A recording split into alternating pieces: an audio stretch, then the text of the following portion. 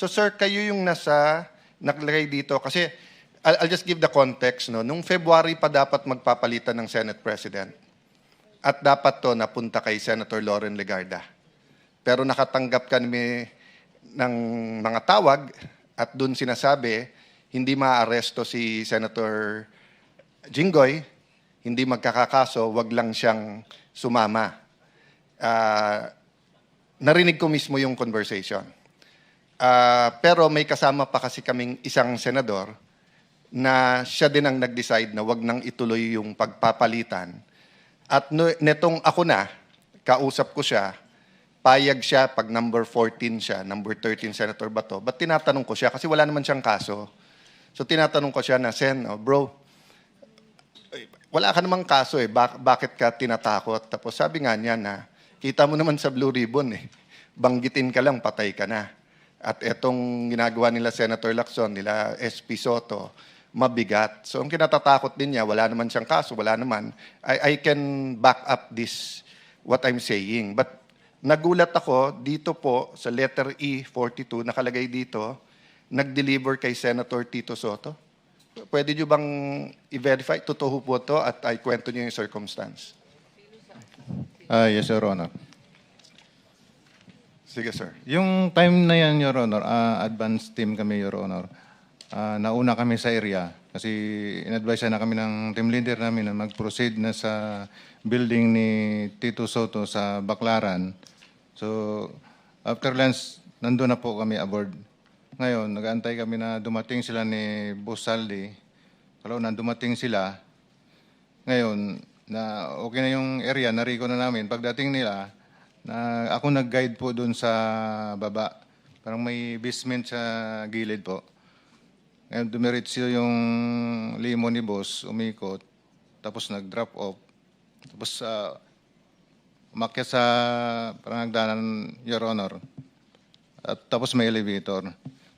Kasama niya po si A.A. Mark, saka si Paul, saka yung SO niya po nga si Police Major Dichoso po. Tapos noon, pasakay siya sa elevator, may pagbukas ng elevator, may nagsalubong po doon. Sumakay sila. Tapos yung malita po na dala po namin, nadala po ng mga kasama ko, tulak-tulak po nila yung dalawa, hinabol ko yung dalawa, at sinambay po sa elevator. Tapos yung the rest po na ibang malita, hindi po nakahabol, nauna na po, akyat sa taas po. Anong dineliver nyo? Pera? Pera po. Alam mo magkano? Large po, malaki. Large, ang large usually, ang laman ay... 40 to 70 po. So, ilan ang dineliver? Mga 40 to 70 po yung... So, isang laman po. maleta lang? 5 po, 5. 5 maleta na Opo. tig 40? Yes, Your Honor. Yeah. So, more or less, kailan to? Again, Your Honor. More or less, kailan? Kailan? When? Year 2024 po, bago mag... Campaign period? Yes po. Okay. So, kaya ako to tinatanong dahil mabigat sa akin to dahil nga pinaniniwala natin yung Blue Ribbon Committee na pinamunuan ni Senator Lacson, but everyone knows magpartner talaga yan si Senator Tito Soto and Senator Lacson, no? Not partners in business but partners in politics, no? And then dun sa susunod na paragraph pero walang pangalan kung sino, nandito din pangalan ni Senator Erwin Tulfo na pinapangalan nilang susunod na chairman ng Blue Ribbon Committee kung sila masusunod. Sinong may alam nito? Dito po, si... So, babalikan kita, sir, ha, dun sa details kay Senator Soto. Kay Senator Tulfo? Ako Anong po, details? magandang umaga po, Your Yes. Honor. Ako po yung involved doon kay Senator Erwin Tulfo. Sir, pangalan tapos pakikwento na lang yung circumstance. Ako po, sir, si Bernard Gumban. Bali po, nakapag-deliver po ako doon kay Senator Erwin Tulfo ng 2 beses. Yung una po, 2 maleta, tapos yung pangalawa po, 6. Ano yung 2 maleta? Anong size? Maliit na po, small tsaka medium siguro. Small. Ano ulit laman ng small? Nasa 20 to 25. Okay, and then medium. Yung medium po, Ay, medium ata yung 20 to 25, no? Tama ba? Maliit po. Yung small po, Okay, tapos yung medium. nasa 40 to 50. Okay, so ang dineliver mo is from 60 to 70. Mga ganun po. Okay. Tapos yung pangalawang beses po, Your Honor, 6 na malita na po. 6 na gano'ng kalaki? Halo-halo po. Halo-halo na. Opo, So, Your Honor. Your Honor. even assuming small lahat, kung 6 sa 25, at least 150. No, at least. Oo. Yes, Sa, Your Honor. saan ng first at saan yung second delivery? Dito sa may bahay niya po, Your Honor, dito sa Green Hills. Green Hills. Paano nyo alam na bahay niya yon? Tinanong ko po si Mark Tiksay. Sabi ko, Boss Mark, kaninong bahay po ba yun? Sabi niya kay Senator Erwin. So pagdating nyo doon, katulad nung kwento doon sa Ilocos, so may sumalubong, kinuha lang, pinapasok kayo, paano Bali po, Your Honor, si Mark po, tsaka si Boss Mark, si Mark Tiksay, tsaka yung contact doon sa bahay ni Senator Erwin, sila po yung nag-uusap niyan. Tapos pagdating po doon sa bahay, ibababa po namin yung mga malita, tapos ihatid doon sa loob. Yung nagre-receive na po yung si Boss Mark na po, tsaka yung nagre-receive yung bala. So hanggang saan ka nakapasok? Nakapasok po ko doon, yung bahay po may basement eh. Hanggang sa ano lang. Yung basement, Pababa. kasama kotse or bababa? Hindi po, Your Honor. Yung malita po, Yung maleta. Tinulak So yung ko kotse sa parking lang kayo, sa labas lang po ng bahay. tapos nadala yung maleta hanggang sa basement. Papasok lang po kasi may sumalubong na po doon eh. Yung, Okay. yung ano So po kung yun. halimbawa dadala namin kayo dun sa mga lugar na sinasabi nyo, matuturo nyo na ito yung bahay, tapos Yes, masasabi Your nyo Honor. dito yung basement. Yes, sir. Yes, sir. Opo. Third lang, nagulat lang ako sa mga pangalan na to. Letter J, Franz Castro. Nasa Progressive Block to at nandito siya nung Martes. Martes at basta this week nandito siya eh. Sino may alam nitong kay Franz Castro? Nasa paragraph 43. Tapos Leila de Lima. Tapos may nakalagay dito sa Polo Club na bigay. Sino po dito? Nagugulat lang po ako kasi traditionally ang anti-Marcos, yung progressive groups and yung Dilaw at Pink. Pero recently sa nangyayari sa Senate, Marcos na rin eh. But biglang nandito mga pangalan nila. Again, that doesn't mean this is true. That's why I want to find. Sinong may alam nung kay Leila de Lima at saka kay Franz Castro? Mga kongresista.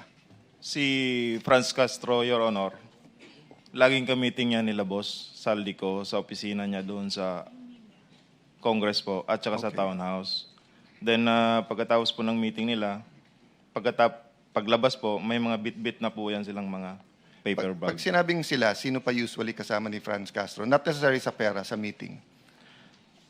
Yung babae rin yun, Your Honor, yung lagi niya kasama. Tatlo yan sila, Your Honor, kasama si Raul Manuel at saka yung isa pa. Si Franz Castro at saka si Brosas, Your Honor. Okay. How about yung kay Leila de Lima? Sinong may alam? Si Laila de Lima po, lagi po yan sa Townhouse. Ka-meeting po sila boss. Then, pagkatapos po niyan, ganun din po, may dala-dala na rin po yan. Kuha niyan, Your Honor, Quadcom hearing. Kailangan nating i-clarify muna, no? Kasi yung pagkabanggit nyo kay Congresswoman Laila de Lima, kasama siya sa mga congressmen ng 19 Congress. Hindi pa siya congresswoman noon eh. Bakit siya kasama rito dun sa listahan ninyo sa paragraph 43? Yun po yung, siguro po may lapses po kami dyan. Kasi, Your Honor, Napagkamalan nyo siyang congresswoman noong panahon na yon? nung congresswoman, nung panahon na yun, Your Honor, hindi pa po siya kongresista. Pero yung namimit na po kami ni Attorney Baligod, congresswoman na po kasi siya, kaya nasama po dyan sa mga congressman po. Kasi bukod sa kanya, itong tunay na mga congressmen na nilist down nyo sa paragraph 43, babanggitin ko na, salita nyo naman ito eh. Ito yung mga nag-deliver po kami mismo sa bahay ng ilan, sa HOR, at yung iba kinuha nila sa Unit 8 o Unit 9 ng Polo Club Townhouse, Forbes Park. Sila yung mga sumusunod. Benny Abante, Sia Adyong, Jose Alvarez, Dito binabanggit ninyo kung saan kinuha eh. Halimbawa, si Benny Abante, kinuha niya sa House of Representatives saka sa Townhouse. Si Sia Adyong, mga congressman po ito House of Representatives niya kinuha. Jose Alvarez sa Forbes Park House. Jojo Ang, Townhouse. Julien Baronda, Townhouse. Ace Barbers, Townhouse. Ching Bernos, House of Representatives. Arlene Brosas, House of Representatives, Townhouse. Franz Castro, House of Representatives, Townhouse. Joel Chua, House of Representatives. Manix Delipe, House of Representatives. Ito nga, si Laila de Lima, Townhouse din niya kinuha. Dan Fernandez, House of Representatives, Townhouse. Janet Garin, House of Representatives, Townhouse. Dong Gonzales, Townhouse. J. Konghun, House of Representatives at Townhouse. Jerbil Luistro, House of Representatives. Raul Manuel, House of Representatives and Townhouse. Ito yung mga makabayan group na sinasabi ni Senate President kanina eh. Raul Manuel, Franz Castro, Arlene Brosas. Ito yung makabayan black. Na kapag nagsasalita sila sa House of Representatives, matagal ko po silang nakasama roon eh. Wala nang ginawang mabuti ang gobyerno. Palagi sila na lang mabuti. Na parang sila, ay ngayon pala di ko sinasabing totoo lahat ito, kaya kayo nandito para patibayan ninyo, para tindigan ninyo na totoo lahat ang sinabi nyo rito. Sandro Marcos, Forbes Park, Paulo Ortega, House of Representatives, Joseph Paduano, House of Representatives, Townhouse, Stella Kimbo, House of Representatives, Townhouse and Residence. J.J. Suarez, House of Representatives, Erwin Tulfo, Green Hills, House of Representatives. Itong lahat po ng binanggit ninyo na mga ngayon ay naglilingkod na miyembro ng House of Representatives, yung iba naman ay wala na, kailangang mapatibayan natin sa pagitan ng inyong individual o sama-samang paglalahad na tama lahat, na sila ay nakatanggap sa iba't ibang paraan at iba't ibang lugar ng salapi